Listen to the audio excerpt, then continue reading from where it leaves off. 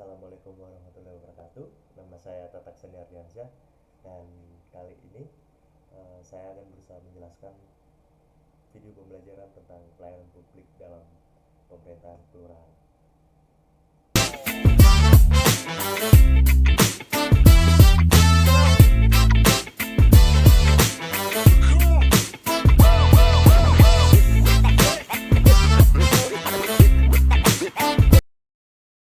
Eh, Bagian pertama, mari kita mulai dengan memahami konteks pelayanan publik di era modern.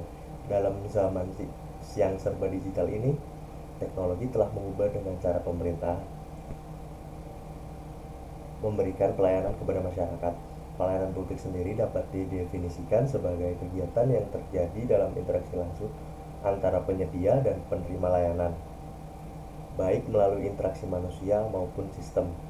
Namun, perlu kita analis lebih dalam mengapa kelurahan menjadi fokus utama dalam pelayanan publik. Kelurahan merupakan unit pemerintahan terkecil yang bersentuhan langsung dengan masyarakat. Setiap hari, ribuan warga bergantung pada layanan kelurahan untuk berbagai kebutuhan administratif mereka, mulai dari pengurusan KTP, KK, hingga berbagai surat keterangan penting lainnya.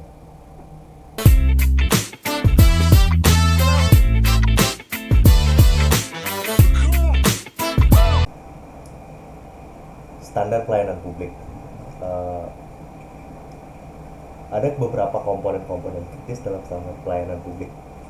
Pertama, persyaratan layanan.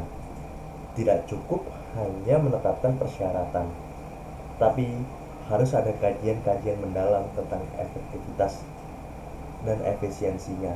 Mengapa setiap dokumen diperlukan? Bagaimana ini mempengaruhi kualitas suatu layanan dalam pemerintahan atau suatu instansi tersebut. Kedua, mekanisme dan juga prosedur.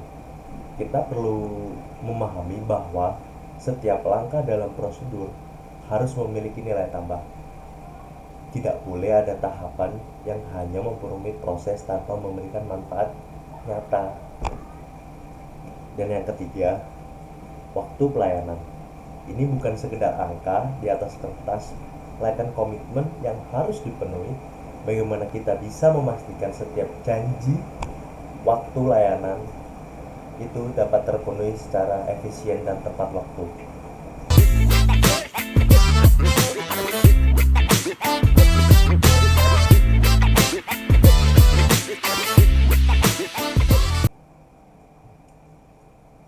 Bagian ketiga, tantangan dan juga solusi. Dalam implementasinya, pelayanan publik menghadapi berbagai tantangan. Coba kita analisis beberapa tantangan utama. Yang pertama, sumber daya manusia. Sumber daya manusia tidak hanya tentang jumlah pegawai, tidak hanya tentang seberapa banyak pegawai yang ada di suatu instansi tersebut, di suatu instansi pelayanan publik, tetapi sumber daya manusia bisa juga diartikan lebih kepada kualitas dan juga kompetensi bagaimana meningkatkan kapabilitas pegawai dalam era digital yang cepat ini. Yang kedua, infrastruktur digital, transformasi digital. Hal ini bukan sekedar menggunakan komputer, tetapi mengubah seluruh paradigma pelayanan. Bagaimana mengintegrasikan sistem manual yang awalnya hanya melayani seseorang atau para pengguna pelayanan publik ini dengan cara mengirim surat secara offline atau langsung ke tempat, bisa diganti dengan secara digital, yaitu bisa melalui email atau nomor yang bisa menjadi hotline, dan hal itu bisa diupayakan agar tercapai infrastruktur digital secara efektif dan juga efisien. Yang ketiga, akuntabilitas. Bagaimana memastikan setiap pelayanan dapat dipertanggungjawabkan secara transparan. Jika suatu instansi pelayanan publik tidak memiliki transparansi terhadap pelayanan-pelayanan yang diberikan oleh pelayanan publik tersebut, pelaku pelayanan publik tersebut. Jadi akuntabilitas dan juga transparansi ini sangat diperlukan dalam rangka mencapai layanan yang terbaik bagi para pengguna layanan publik tersebut.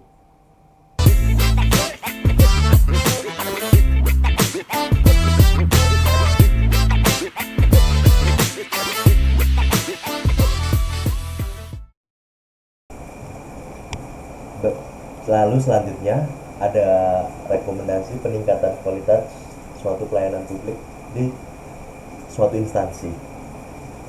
Beberapa analisis mendalam dari rekomendasi strategis yang dapat diterapkan dari tantangan-tantangan yang bisa kita lihat dari sebelumnya, saya bisa menyimpulkan beberapa rekomendasi yang mungkin bisa menjadi salah satu jalan keluar dalam peningkatan pelayanan publik di suatu layanan publik atau penyedia pelayanan publik. Jadi pengembangan sistem terintegrasi dapat menciptakan sistem yang menghubungkan berbagai layanan secara efektif, seperti misalnya pelayanan publik yang bisa diakses oleh para pengguna layanan publik ini secara online atau tidak harus datang ke kantor. Nah, jadi kayak misal suatu penyedia pelayanan publik bisa memberikan konsultasi atau edukasi terhadap pengguna pelayanan publik bahwa layanan publik tersebut dapat digunakan atau dapat diakses melalui website atau internet. Jadi pelayanan publik di suatu kelurahan tersebut tidak hanya mencakup lingkungan yang kecil atau warga-warga atau pengguna pelayanan publik yang ada di sekitar kelurahan tersebut, namun bisa diakses oleh warga yang berdomisili di kelurahan tersebut namun sedang berada di luar kota atau jauh dari tempat pelayanan publik tersebut. Jadi dapat mengurus surat atau kepentingan dokumen lain dengan cara langsung atau melewati website atau internet yang sudah disediakan oleh para penyedia layanan publik tersebut. Lalu yang kedua, peningkatan kompetensi SDM program dan juga pelatihan berkelanjutan yang berfokus pada pelayanan prima dan literasi digital. Jadi para pelaku pelayanan publik atau penyedia pelayanan publik tidak hanya memberikan inovasi atau terobosan-terobosan baru untuk memberikan pelayanan publik yang maksimal, namun para petugas atau penyedia pelayanan publik tersebut juga harus ditingkatkan dalam arti kerja atau cara dia melayani para pengguna pelayanan publik tersebut. Jadi mungkin bisa diterapkan seperti review atau rekomendasi atau rating atau penilaian terhadap para pegawai-pegawai atau petugas penyedia pelayanan publik di suatu instansi tersebut. Lalu yang ketiga, penguatan sistem monitoring implementasi atau sistem pengawasan real time untuk memastikan kualitas layanan. Jadi setelah semua inovasi atau semua rekomendasi tersebut sudah diterapkan di dalam suatu pelayanan publik, suatu penyedia pelayanan publik dapat memperkuat atau memonitoring atau mengawasi suatu pelayanan publik agar berjalannya program tersebut tetap tepat sasaran atau sesuai harapan dari para pengguna pelayanan publik tersebut, dan juga bisa dijadikan masukan sebagai evaluasi kedepannya agar meningkatkan lagi atau menghindari kesalahan-kesalahan yang sama di masa yang akan datang.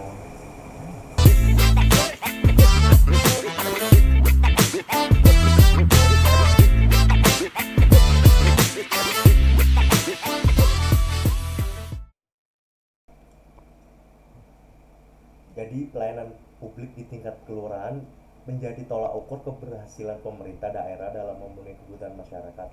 Meskipun demikian, masih banyak permasalahan yang terjadi dalam pelaksanaannya. Oleh karena itu, diperlukan pemenuhan standar kualitas pelayanan agar masyarakat merasa puas dengan layanan yang diberikan.